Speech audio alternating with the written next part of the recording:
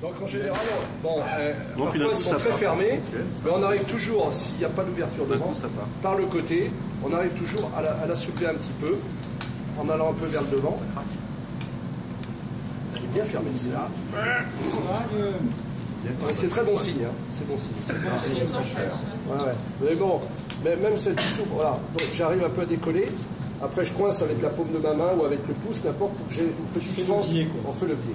Vous vous débrouillez de faire levier pour avoir un peu ça. Et à partir de là, vous baladez votre couteau contre le couvercle.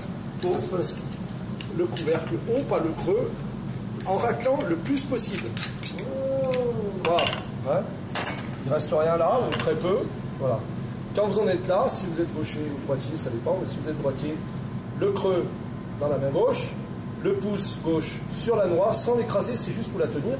Et avec l'index, vous passez derrière la partie intestinale, le noir, vous saisissez avec le pouce et vous tirez tout doucement vers l'avant. Voilà, la noix va rester là.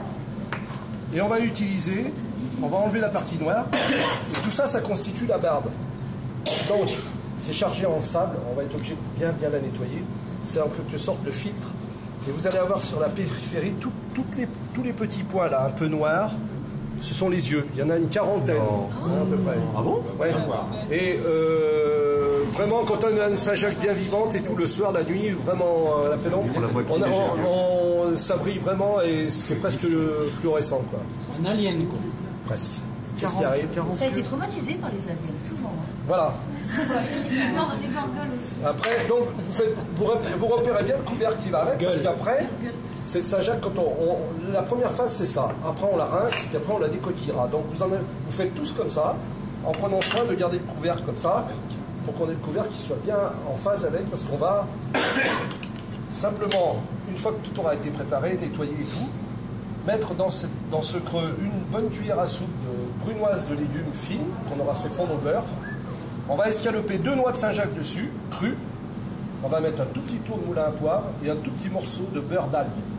On va refermer comme un paquet cadeau avec la ficelle de boucher, là, hop, en serrant le plus possible.